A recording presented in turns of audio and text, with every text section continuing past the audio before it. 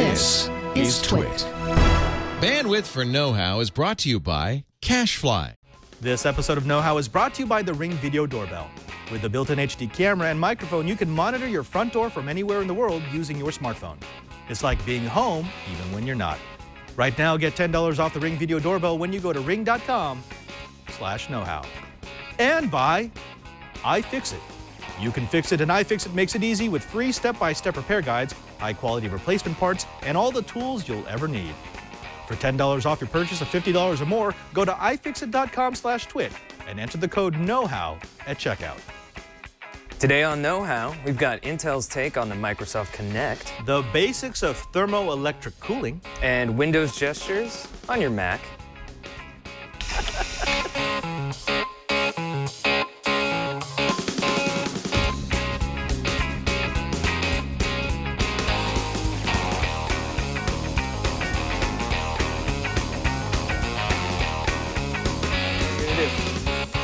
Welcome to Know-How, it's a Twitch show where I shine lasers into the camera. I'm Father Robert Ballecer. And I'm Bryan Burnett. And for the next, actually, this is one of our new episodes. So what does that mean? Yeah, we're going to talk a little bit about this towards the end of the episode, but we're going to be changing up the format of Know-How because of user feedback. Now, this is actually a good thing. Trust me, what we're looking at is taking Know-How to the next level, but you're going to see slightly shorter and shorter shows as the weeks wear on to the new year, to 2016. That's I'm right. excited about that, Bryan. I'm excited about it. We want to keep it tight, get the knowledge in there, and then get out. Right. You know, we're like the Marines of knowledge.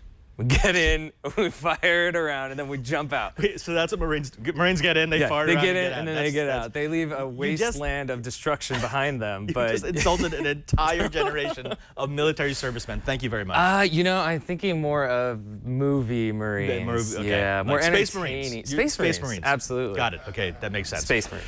Now, you know what else gets me excited? 3D. Yeah. And so we're thinking about Intel's take on the Microsoft Kinect, the whole 3D camera vision. Now, Intel had an interesting release at the Intel Developers Forum last week. There was a talk where they were talking about the next generation, the R200, I believe, of the Intel RealSense camera system. Right. And unfortunately, they gave out free ones at the top. I couldn't get in. I got in late. I'm like, Wait. curses! Somebody was giving something away for free, and you weren't able to get that? Because I was at they had a special session for NVMe and SSDs, and it was a cool technical session. But then I tried to run over, and no. I mean, you got a shark with a freaking laser beam on its head, and you weren't able to get one of these? And you know what? These actually do have a laser beam on them. Now, the technology is very cool, Alex. I think you've got a couple of pictures that you can slide through on this one. They wanted to do a take on Microsoft's Kinect. So it's built on gesture-based I/O, right? You know, you move your hand this way, the mouse does this. You close your hand and it clicks, right? So Minority Report. Minority Report. But the new RealSense 200, well, it's interesting. It's a 2D camera. Now, that's like any other camera you would buy off of the shelf. That's what sits on top of my TV at home, the Super Kinect. inexpensive, exactly. But then it also has an IR camera that gives it depth perception, and it has an IR laser for illumination. Now, you can do so many interesting things with this new kind of camera. It gives you 22 tracking points per hand. That's per hand. That's cool. It also gives you inexpensive 3D effects. Like, for example, if I wanted to do a green screen, I no longer have to put a green screen behind me. I can chroma key just by saying, I only want you to include... By depth. Everything that's within 5 feet of the camera, everything else, leave out. That is really neat. That's very, very interesting technologies that you can use for just wonderful applications. In fact, at IDF, there was a company that dash mounted one of these things. And so they used the camera to do depth perception on your face. Right. And you could actually find out if you were starting to nod off, or if your eyes, it could detect if your eyes were getting heavy. Wow. And it would tell you, hey, you probably need to pull off. So very fine amounts of distance. Right. That's neat. And the key was the depth perception. They have technologies that were like that, but they were essentially image recognition. Does it look like your eyes are closing? But it gets skewed by the angle, it gets skewed by light. Yeah. You can't fool an IR laser looking for depth perception unless you're shining an IR light straight at it. Right. It's going to be able to tell what are the contours of whatever it's looking at. That is really neat. I think mostly my problem with this kind of tech so far is that it's really been in its infancy. Yeah. And trying to use it on the Xbox, it's like you can try and do the hand thing to move the tiles and stuff. It doesn't really work that well. I mean, this is my Connect. This is what I do. Hello? Yeah, are you there? Hello? And it's so cool when it works. But all it takes is if it doesn't work 1 time out of 10, it's now easier just to pick up the keyboard and the mouse. Right, but it does do, it gives you a view of what you, the depth of your living room and everything, and it does a good job. It showed like the floor was green and it laid out a grid, and then it showed depth by color, so like I was in red and then everything else behind me was like a different color. Right. So it's, I mean, it's cool, but I want the Minority Report application where, so if we're doing a show like this and we have a hologram on the desk and I could just like move our project around in space and then throw it off the screen. Forget those alternate camera angles. I'll just move the object in virtual space. We can totally get rid of the technical director, because then we'll just point to the cameras. Yeah, something like that. Hal Grumple? Grumpy. I know, I don't actually see, I've never seen him in the light. He's always in the darkness. Oh, actually, something else that I really wanted to do, and this is why I wanted one of the samples, was I was playing around with the SDK, and it looks like it would be trivial to write some sort of object avoidance. I knew it was going to come back to drone. Yeah, I mean, I would love to be able to lighten this down and see how much I'd have to put into it in order to make, let's say, a quadcopter just avoid things. That would be brilliant, especially if you could maybe program some redundancy where it would sense the ground. So if it's coming down, it can flares, say like, okay. Yeah, probably increase thrust a little bit. Increase thrust, or like avoid, like you're saying, avoid poles, avoid people, stuff like that. Or like if it sees Jason Cleanthes, it says, no, aim for it, go. I think I've already, exit target acquired. It's a weaponized drone. Yeah. Now, we do have a video. Alex, go ahead and run this video. This was something I saw at IDF. I came back to this over and over and over again. It's a sandbox. What they've done is they've taken a sandbox and a projector, and they've projected a gaming surface onto the sandbox. Now, there's a RealSense camera that can detect what they're doing with the sand. And so as you move it around during the setup stage of the game, you create the terrain for your tank. That is cool. It is, and you know, and it's this sort of next generation. This is both the gaming setup surface and this is the projection screen. I'm playing on the same thing that I can physically touch and mold. There's a second round for this game where if you like make it to the first round, there's mines, and you have to like use your hands to clear out the sand to destroy the mines. Okay. So yeah, it was an interesting use of a technology that actually has a lot of uses. Yeah, so, and that's the thing for me, is that this is really nifty, but I'm still waiting for that, you know, Minority Report, like the software to come to catch up with the hardware right now. Right. But that's the Intel RealSense. Hopefully we'll get 1 or 2 or a dozen into the no hole, and we can start playing. You need to be on your game for these things. I know. People aren't just giving these away for free. Oh wait, they did, and you missed out. Yes, okay. I was a bag swag guy. That's all right. Yeah, for once, the one time that you missed out on swag. Now let's go ahead and jump into the main part of the episode. We promised you a month of cooling. Now, last week we showed a swamp cooler. Well, no, actually it wasn't really a swamp cooler, because a swamp cooler means evaporative cooling. There wasn't much evaporative cooling here. So what would you call it? A jug cooler? Yeah, it was a bucket with some ice in it. We showed you a bucket with some ice in it, and it does work. It did work. It's super inefficient. It takes up a lot of space. It takes up a lot of space, and but you can do it quick. Like if you could find all that stuff around your house in like 5 minutes and put it together. Right. So like right now, if you're in the middle of a heat, what do they call that? Heat wave. Heat wave. Heat wave. And you're just dying in your home because you have no air conditioning or it's broken or whatever, go find yourself a bucket of fan and some ice, and boom. But you've got a better idea now, I got a better idea. A more dangerous idea. Far more dangerous. It's actually still pretty inefficient, but it's more localized. So what we were doing with the fan cooler is we're cooling off an entire room. Yes. Right? That's how that works. Right. Well, what if you could only cool off the parts of your body that actually needed to be cooled off? Right. You were saying there are key parts of your body that if you cool, you will feel more cool without actually having to change the environment around you. So your wrists, the back of your neck, like maybe the top of your forehead. Right. You know, any place you can get a lot of blood flow, or any place where there are a lot of nerves, you cool those areas, and the body just starts to feel cooler. Because remember, your body It's circulating all the time. It's circulating all the time, and you can actually handle some pretty high temperatures. Your body is pretty I ridiculous. don't know about you. I can't. Well, I grew up in the Bay Area. No, you I have can. hundreds about as much as I want. You will be incredibly uncomfortable, Yes. but you can't. I mean, people can live in the middle of Death Valley. It's incredibly uncomfortable. I wouldn't want to do it very long, but you can do it. Your body won't just shut down immediately. It's not the heat. It's the humidity that gets you, Padre. Whatever's. No, but if we could just apply cooling to that part, then it means that even if we have an inefficient cooling method, we would be able to efficiently cool or trick our bodies into thinking we're cool. Yeah, so this will work in a pinch. It will work in a pinch. Let's see how it works. Yeah, Padre. so we have to talk about TECs, thermoelectric coolers. Now, Right. again, you can go way back, it's like episode 70 or something, of Know-How, and I was playing with TECs as TEGs, thermoelectric generators. Right. And the way the physics works is very simple. You apply heat on one side, you take away heat from the another side, and you get current. And the original application for this, was it cooling CPUs and stuff like that? Or? Yeah, we started using TECs. They were sort of exotic ways to cool CPUs when you were overclocking. We've kind of done away with that, and actually TECs tend to be more of a pain in the butt because they, if you don't do it properly, you get condensation and. But now we will cool humans. Now you will cool humans.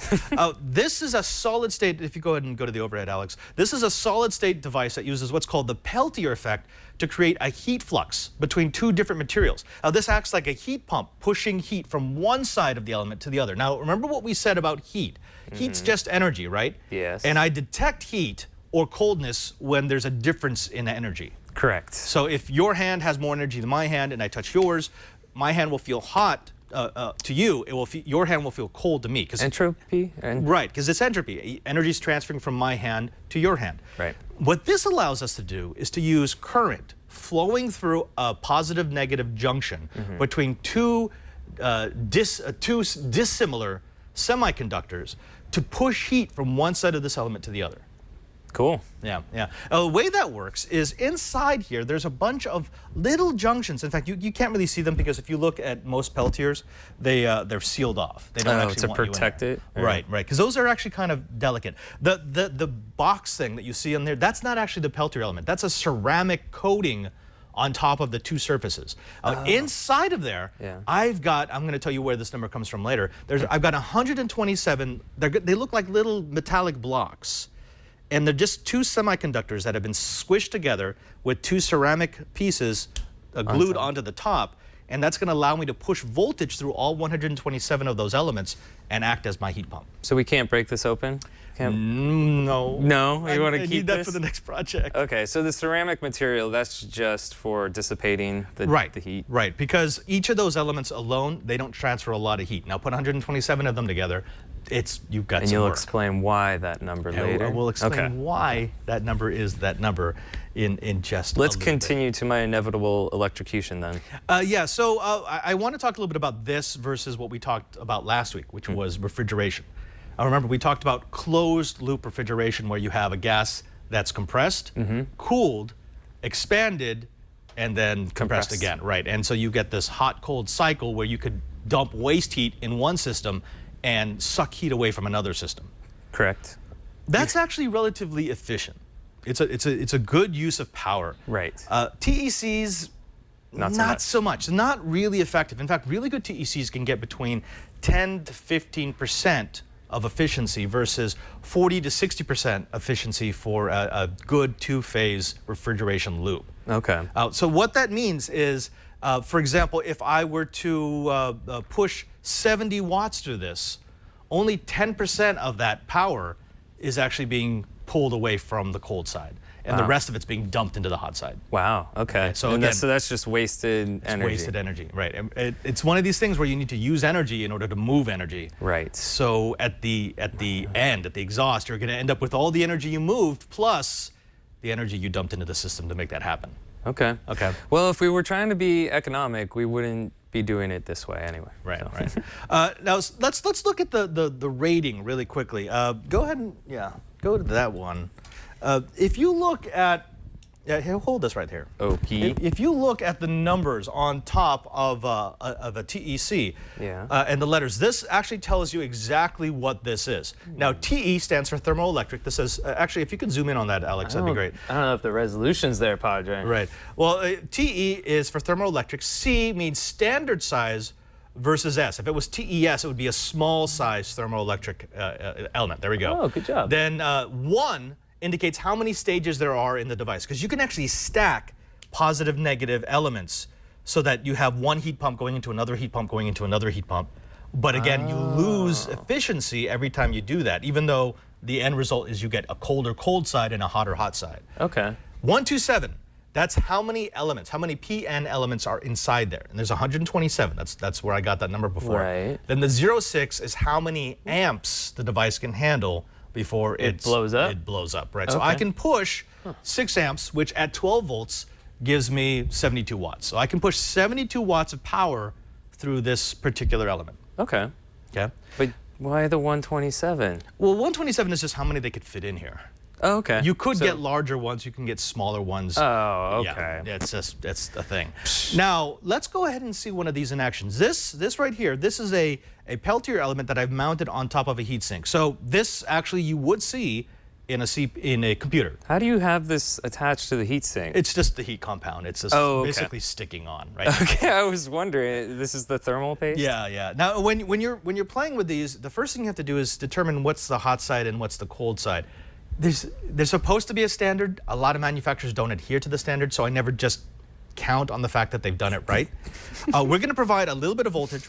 Actually, let's go ahead and take a measurement here. Go ahead and use this. Okay. And shoot that. So give me the surface temperature of that. So it's running about 76 degrees or 7. Oh, wait, sorry, where are you going? I was trying to angle it towards the camera. All right, so about 75 degrees. Now, if I turn this on, if it starts getting hotter, it's the hot side. If it starts getting colder, it's the cold side. So let me turn that on. And this looks like the cold side, okay, so this is going to start getting cold. Actually, I think I got this thing down to freezing. And I'm only running 5 volts through this thing at the moment. This can handle 12 volts. That's getting cold fast. It's getting cold fast. It's already fast. down to 50. And there's a fan on the other side of this heatsink that's taking the waste heat and pushing it away from the element. Oh, okay. Now, just to prove that that's actually what was happening, what we're going to do is we're going to swap this and we're going to measure the hot side. The hot side, if we turn this on, should start to get hot, while the cold side is actually sucking heat away from the heatsink. So go ahead and measure that side again. If you didn't have a thermal gun, would you just put your hand on it? Yeah, I would just. Yeah, no, seriously, you'll know immediately when it starts to feel cold. As soon as you smell about 76 degrees. If I turn this on, it's going to start pushing heat the other way, 70, 71, 86. Now, eventually, I'm going to get to the point where this thing starts to melt down, so I don't want that. But obviously, that's the hot side. Yeah, 96. Oh, whoa, it's still going, Padre. It's going to take some time. It's got to dump all that heat out. So it's up to like 100 for a moment. Yeah, we're getting it down. Okay. Excuse me, Padre, are you saying that the hot side stays hot and the cool side stays cool? It's like a good MLT. Where have I heard that before? DLT. Thank you, Jason Alexander, for that wonderful commercial back in the day. No, now I'm hungry. Yeah, me too. For something cold and hot. If only there was a way to keep them separated. It's a Peltier cooler. You put a Peltier cooler between a BLT and you're good. Not only can you use this project to stay cool in the summer, you can use it for your food. For the munchies. Now, what I would suggest is when you're playing with Peltiers, do this experiment really quick. Yeah. You push, like, hook up 3 volts of batteries, just 2 AA's, push it through. Shouldn't be enough power to destroy it, even if you have no cooling attached to it. But then, like, take a Sharpie and mark the hot side and the cold side. Okay.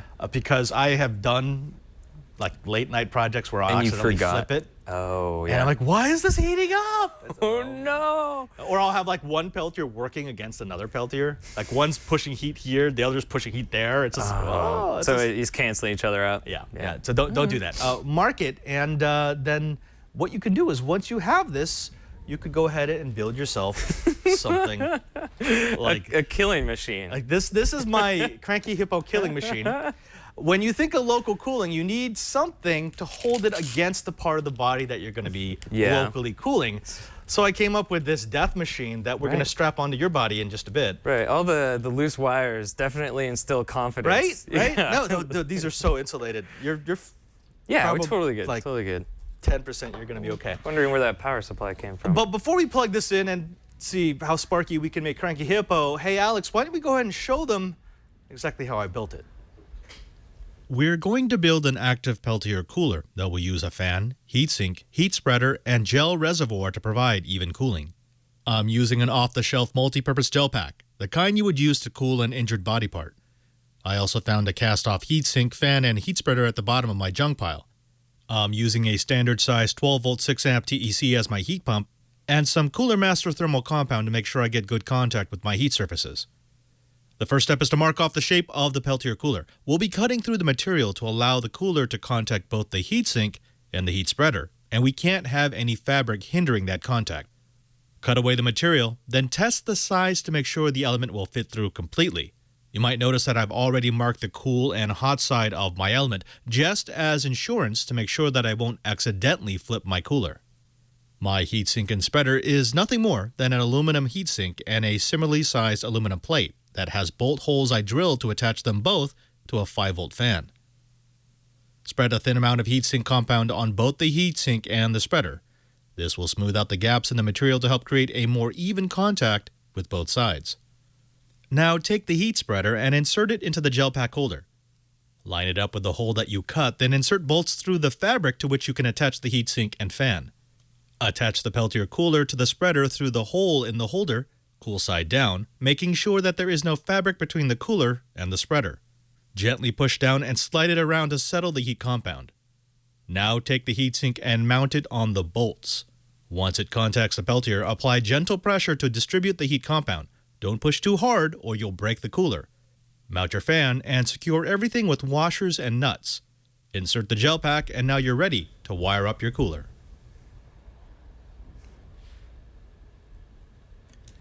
One of the keys to this project was the gel pack, and this is because my original experiments were putting the Peltier on the bare skin or having like a thin layer of fabric. Not so great. You need a diffuser then. I need a diffuser, and it's actually, this is like a coolness reservoir, an energy reservoir. What it does is you pull enough energy out of the gel pack and the entire thing will stay cool for longer. Right. Which also means that I can turn down the Peltier once it starts getting too cold and it will continue to give me that cooling effect. Okay. Now, my original experiment was I used thermal paste, not thermal paste, thermal glue to glue the Peltier directly onto this because that gave me the best heat transfer. Right, you need that contact The contact. The problem with doing it that way is in the course of, say, maybe walking around the house, would it tear it? It actually tore the pack open. Oh yeah, and then you got gel all over the place. Which is really not, that's nasty. Yeah, what is that stuff anyway? I don't, it's got the... It's okay to eat, right? No, don't eat it. No, it's not okay to eat. It's not good. Okay. But what I did, that's why I used that heat spreader. So the heat spreader is going to stay in contact with the gel pack most of the time. Right. Enough of the time that it's not going to overtax the Peltier or tear open the gel pack. And it also means that this is replaceable, so I can replace these gel packs as necessary. Slide it out. Yeah, so I've been running this for a little bit. Yeah. And what I want you to do is we're gonna start simple. So go ahead and put this on your wrist. How does this go on your wrist? So like that. This? Well, okay. Well, technically it should be on the other side of your wrist. Other side? Like that. Oh, on the bottom. Yeah. And then there was supposed to be that. Totally feels safe. It's totally safe, right? Yeah. Now, does that feel cooler? I do feel cool. Yeah. Okay, but see, that's not really what I designed it for. What'd you design it for, Padre? This? Stronger. Fast. Okay, bionic. Sorry. Sorry, Padre.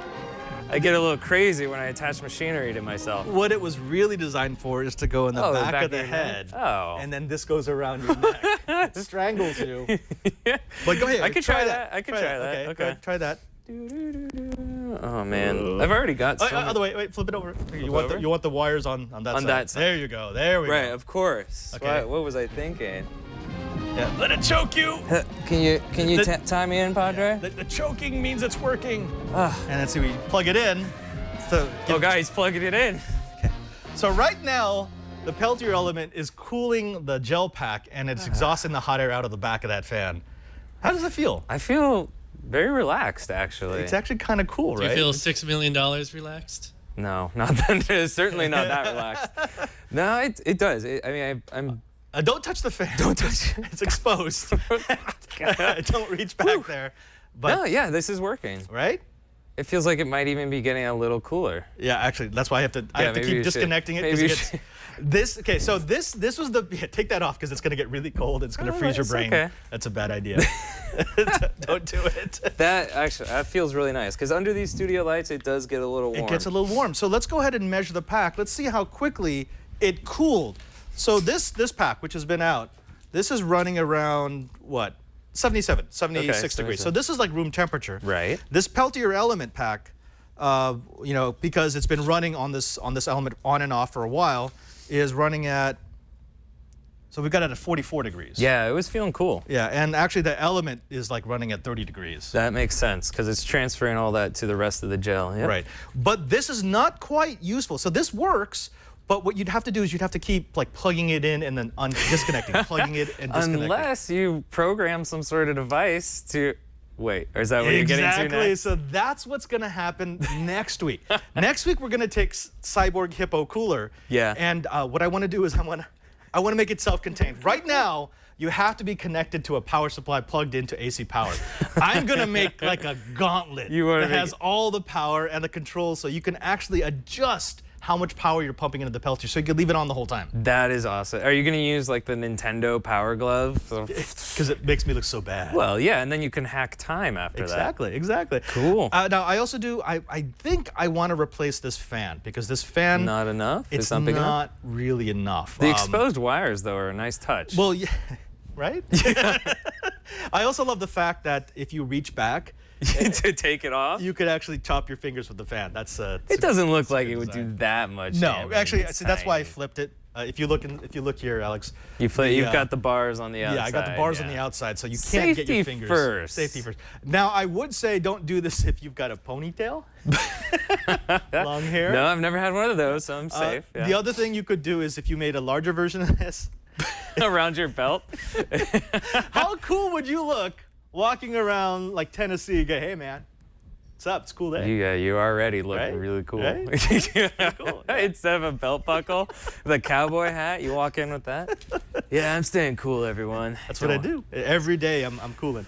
So next week, what I want to do is I'm going to show you how to finish this thing off. So it's going to be this design, but I'm going to add a larger cooler. I want a 12-volt cooler. Right now it's a 5-volt cooler. Right, because bigger is better. Bigger is better. I'm going to make it entirely self-contained. So I want it on DC power rather than AC power. And I want the ability to adjust it because we don't want to have to just turn it off and on. We want to say, hey, that's right there. That is the amount of power I need to pump through so that it's a constant cooling effect. Right. Because as you noticed, just having that on for a while, it gets uncomfortable very quickly. Yeah, as uncomfortable as it was strapping it around my neck, it actually got, pretty cold pretty quickly. I actually destroyed a gel pack. I didn't know Did you this. freeze it? I froze just the part that was touching the heat spreader. That makes sense, yeah. And it fractured the because it's not plastic. dissipating the heat quickly. It's focused in one spot. Right. So yeah, we could make some advancements to this, but this actually is promising. Again, it's not as efficient as refrigeration, but whereas say a two-phase AC refrigerant air conditioner is cooling an entire room, this is just cooling one part of your body. Yeah, and I like the idea that if you are trapped in a college dorm or someplace that doesn't have good AC, you could probably, I don't know about most people's garages, but I have power supplies laying around. I have fans. The only thing I would probably have to buy is the thermal couplers, and I've got gel packs, laying in my freezer, so you could do this. Yes, you could. And hurt your friends, maybe. Padre, go ahead and put that back in your belt for a second there. I'm worried. What are we doing Is it now? like Batman? I've seen that before. Oh! I couldn't do it, Captain. No wonder they didn't sweat in the future. That's right. In the future, they're using my technology to stay cool. That's what those stupid belt buckles were for. They weren't just useless. It's more efficient to cool just your uniform than it is to try and cool the spacecraft. Now, Chickenhead is asking, how about a piece of sheet metal between the gel and the element? That's actually what the heat spreader does. So the Peltier is not directly on the pack. Remember, we have a piece of aluminum here, and then the heatsink here, and the Peltier sandwiched between them. That was actually the best way to do it. Again, because I didn't want to rip open the pack. Right. Yeah. There's a lot of different ways to do it, but remember, The total cost for this, because I just happen to have a computer heatsink and fan lying around, Right. the total cost, it was like $15 for the pack with the gel, and then $2 for the Peltier element. And nearly killing your co-host? Priceless. No, that's not going to count for anything. That's not going to happen. We got a bunch you of haven't killed me in the replacement last 50 shows. It's not going to happen now. Yeah. Now, folks, when we come back, we got some Windows 10 action for you. Yeah. I'm excited about What are you that. going to be showing them off? I'm going to be showing them my favorite feature from using a Mac is the trackpad gestures and bringing them over to Windows 10. That's good stuff. But before we get there, let's go ahead and take a moment to thank the first sponsor of this episode of Know How, and it's got to be the Ring Video Doorbell. Now, you've seen me talk about this. If you've watched any of Know How, we've had Ring as a constant supporter of the show.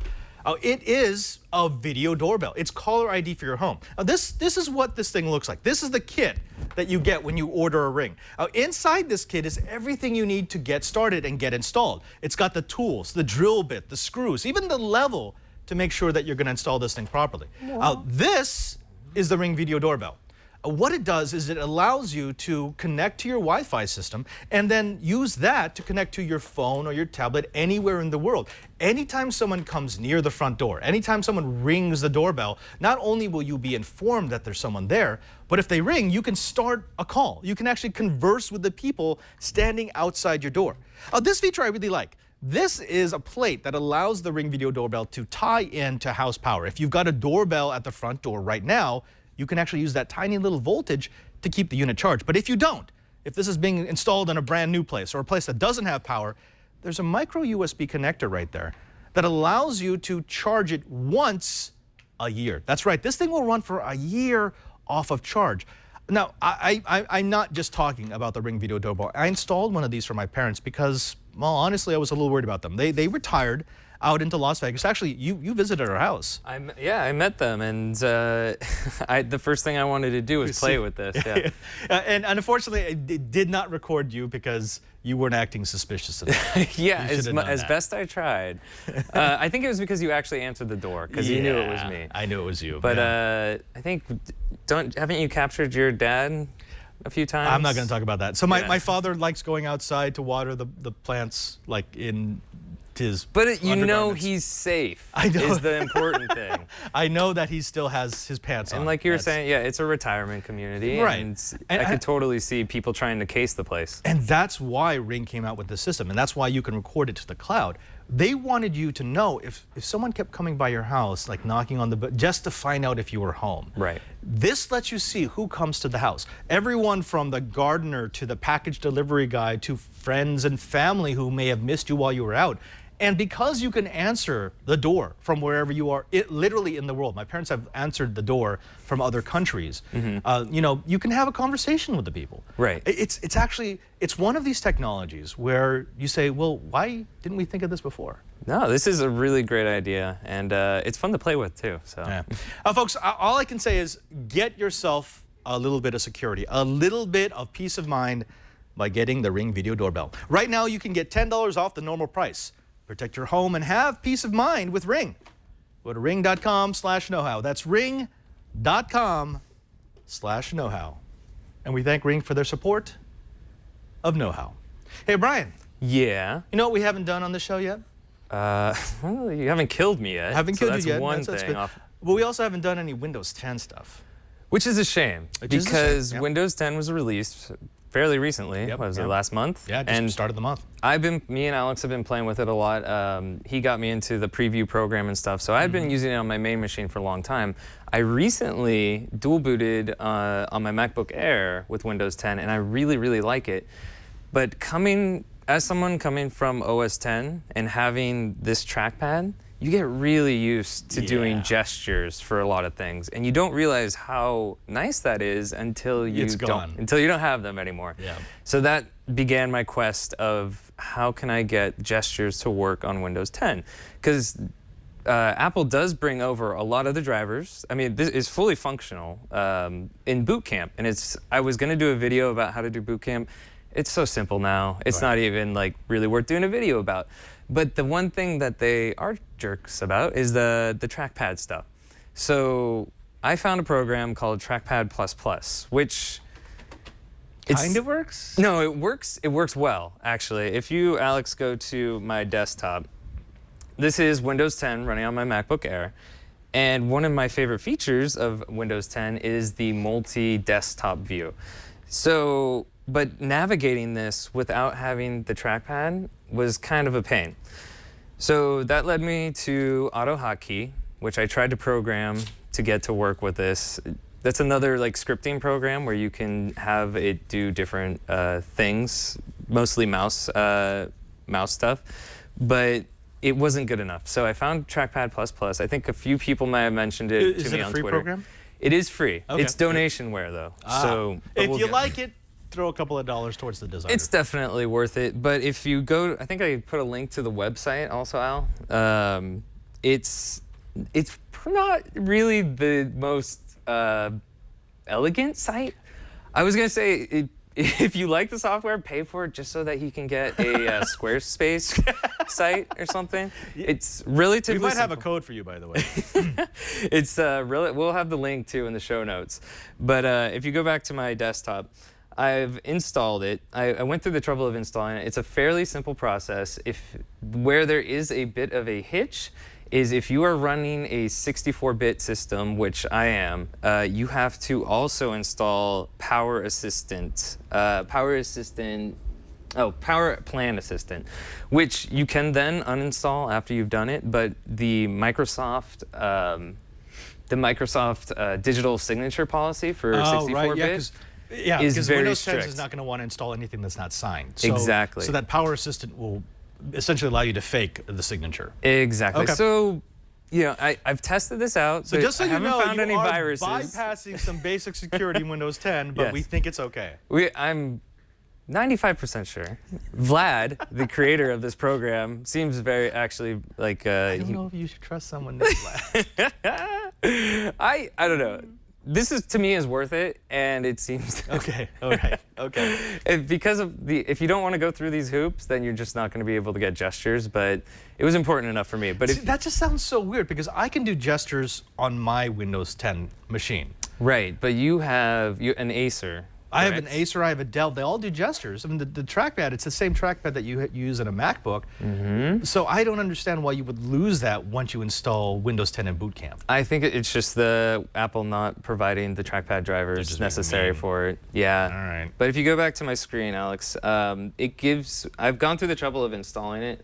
Follow the instructions because depending on what version MacBook Air you have, mine is a newer version, so I needed to install, like it asks, like, is yours a 2013 to 2015 MacBook Air or is yours an older version? And so you have to make sure to just read the instructions and you'll get into this control panel. And what this gives you is the gesture controls for like 3-finger, 2-finger, and trackpad and mouse. If you're a person who likes using a trackpad, there's another program I'll mention at the end of this.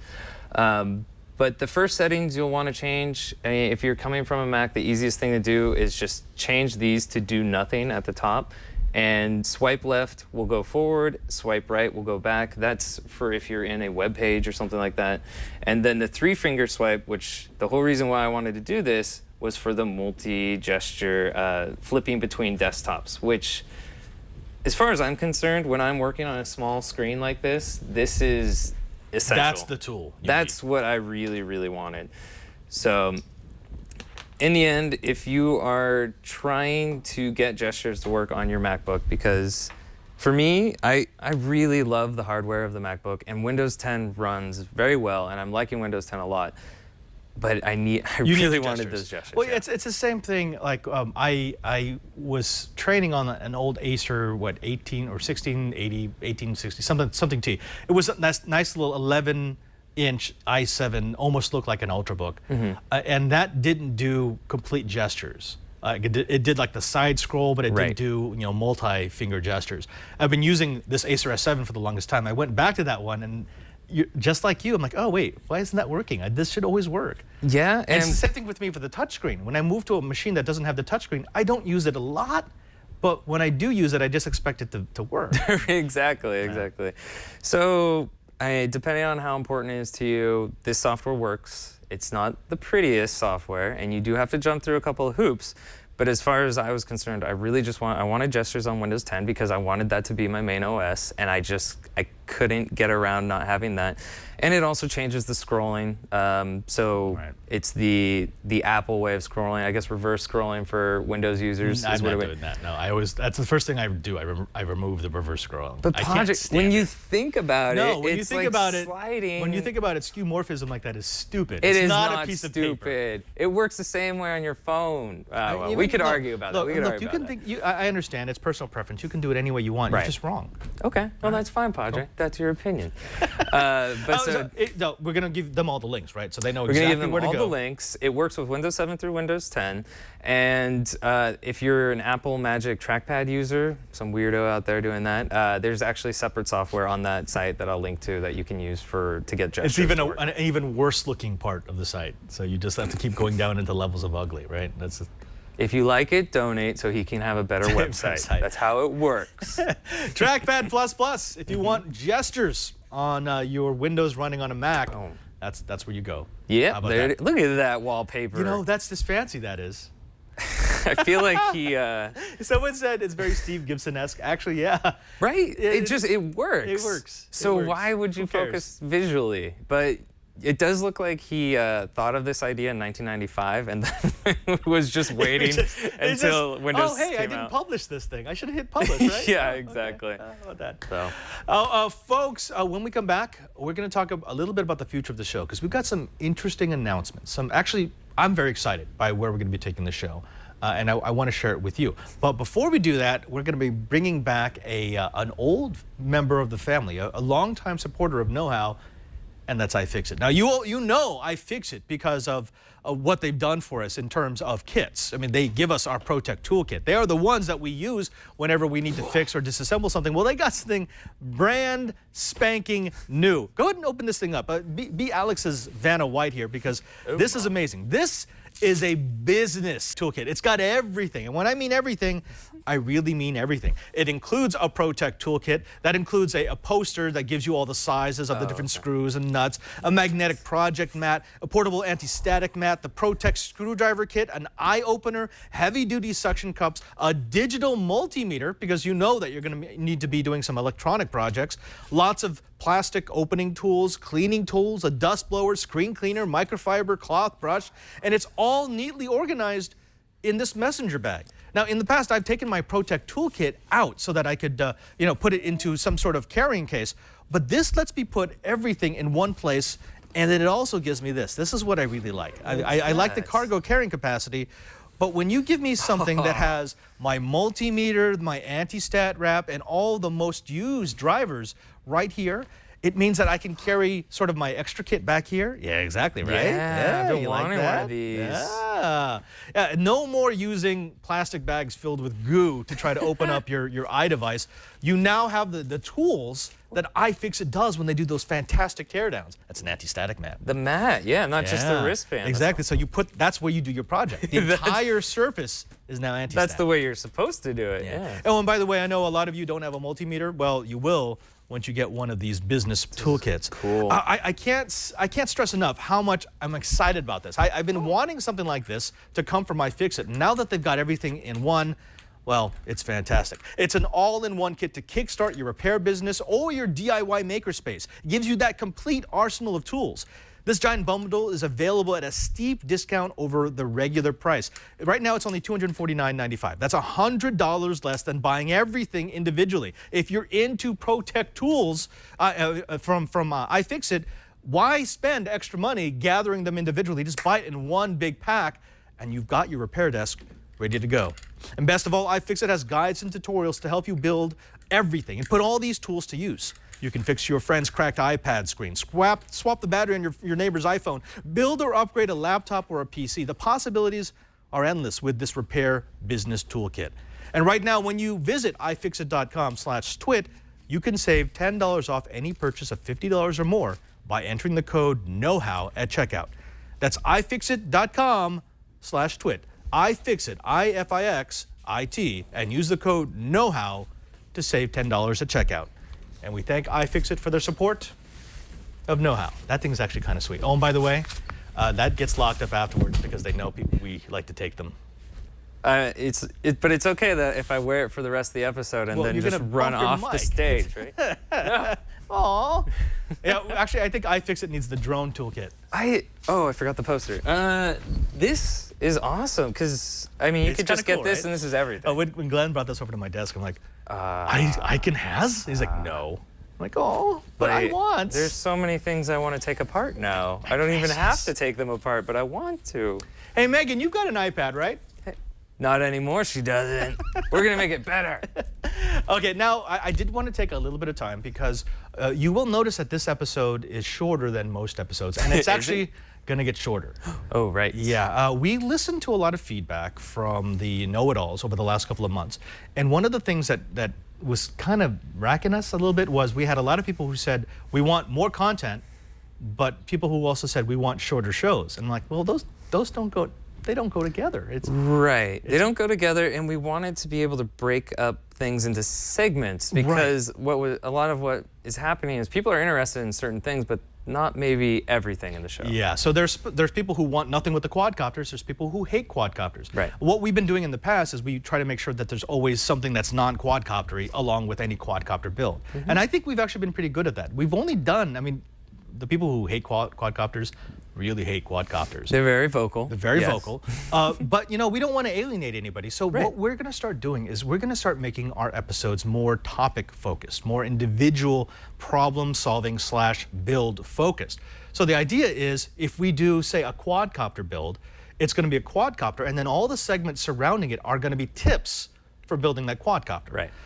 If we do a software tip, it's going to be everything around that software tip. If we do a build for, I don't know, a personal PC build or an upgrade build, it's just going to be that plus maybe some tips on how you should open your machine and how you should keep everything safe.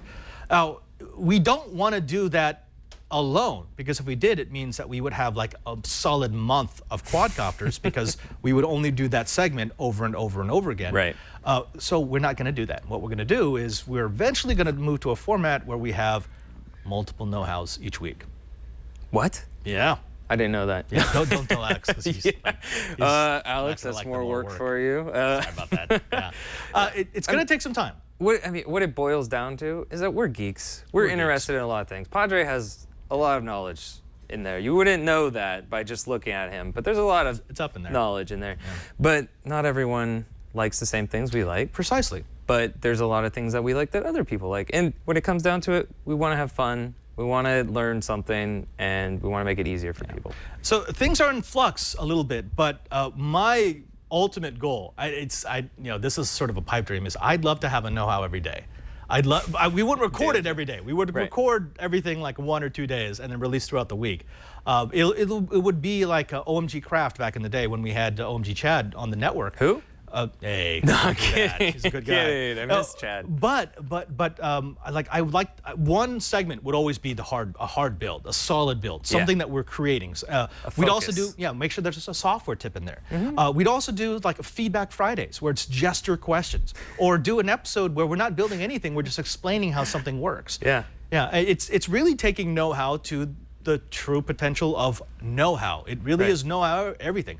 Know how spacecraft work. Know how you build a rocket engine. Know how you fix your Windows 10 machine. Know how we answer your questions that you have each week. So ultimately, that's where we would like to go. Now, I got to throw this in, Brian.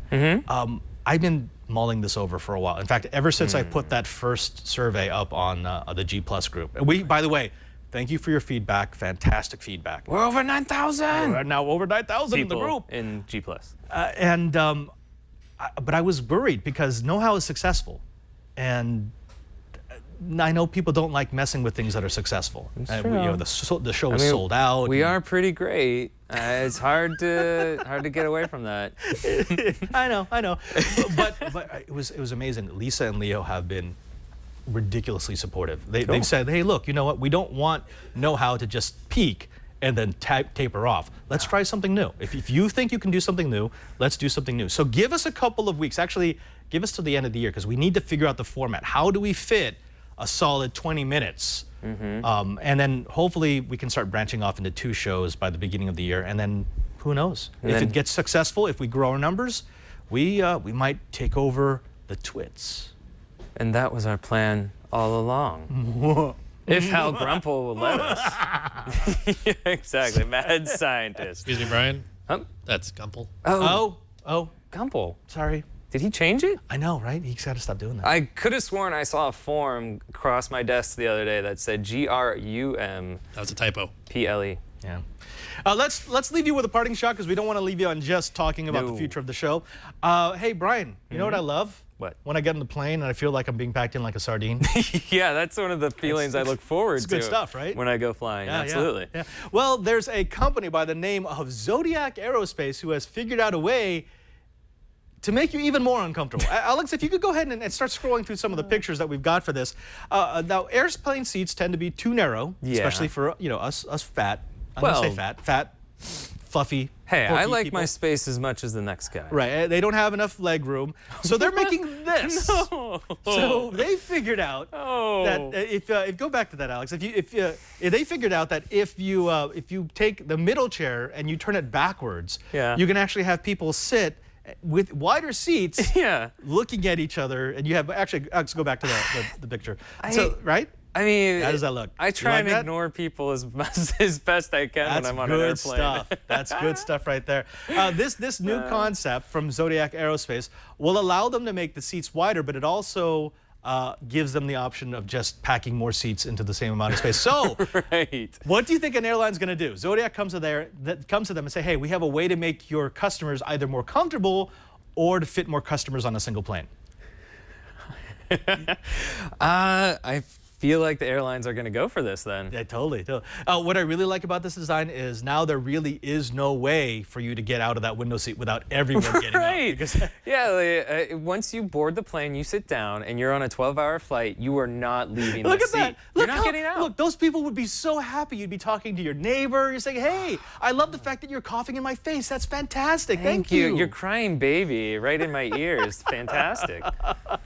Okay, so maybe this won't fly, but considering the fact, I mean, I actually looked at the numbers. I was laughing at this until I what is the realized percentage more people that they you could fit? You could fit like 10% more people onto a plane. See, Padre, when you look at the numbers, it just makes sense. Dollar signs, dollar signs, dollar signs. Yeah, I would almost be willing to do it if it meant that I got a wider seat and more leg room.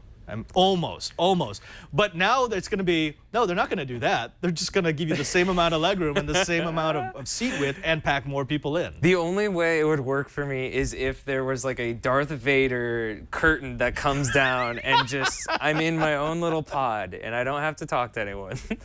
They have that, Brian. It's called first class. Yeah. Well, there you go. I've never done first class. The only way that it would work for me is if like there was some sort of ray that makes everyone fall asleep. Like as soon as you sit down, pump. Should we start developing that on know-how? Yes, it's also known as a hammer. You're right. Yeah. Get that past the TSA. You can just watch the show and they'll conk out. Yeah, that's right. Thank you, Alex. Now, folks, we know that this has been a lot of information. Everything from the cooler to the links that you might need if you want to. I just realized I did not make this for skinny people. No, you made it for skinny people. That actually feels really good. Right? Yeah. Should we just hook these up to ourselves every episode? I'm going to wear this every day. If you want to find out exactly how we did these He's more man now than machine. Are we going to do that every time we strap on one of these cyborg coolers? I feel like it's a requirement, yeah. Well, don't forget that you can always go to our show notes page, which, Brian, where do they find? twit.tv/KH. We've got all the links that we may have mentioned on the episode and also a handy way to subscribe to the version or maybe even audio, I guess. There's got to be people who just listen to the audio. So download there at twit.tv/KH. But that's not the only place you can find stuff. No, you should go to our Google Plus group. Just go to Google Plus and look for Know-How. We've got how many people? Over 9,000! Exactly, over 9,000 members. I was waiting so long to be able to say that. Isn't that great? Yes. But what's the next benchmark? Like 20,000? I was just trying to think of that. 10,000? 10,000. 10,000. We'll do 10,000. 10,000. Actually, it's a great place for you to suggest projects or maybe to ask questions about a project that you have that's not quite working. We've probably answered more, collectively, as a Know-How community, more issues with quadcopters than currently exist in the world. So, yes, please, go to Google Plus and look for the Know-How group and subscribe. It's a great place to be. Yes. That's not the only place I can find us on the socials. No, if you want a behind-the-scenes look about what we're doing outside of Know How and maybe upcoming things for the show, that would be Twitter. And I am at cranky_hippo. And I am at Padre SJ, and Hal Grumple is at ANELF3, an L3. He's the $6 million man. I'm just the $6 man. Yeah, you're like the 6 cent The man. $16 man. He's the man who owes you $16 because he took your stuff. Until next time, I am Father Robert Ballecer. And I am Bryan Burnett. And now that you know how, Get cool. Get cooler than us. way cooler. Yeah. Oh yeah! Oh yeah. Oh, my belly's gonna be so cool. Oh yeah! You got 3 minutes in the cage. Yeah. I'm We're an admiral. gonna get uniforms for the next episode, right? Is this gonna cool ourselves?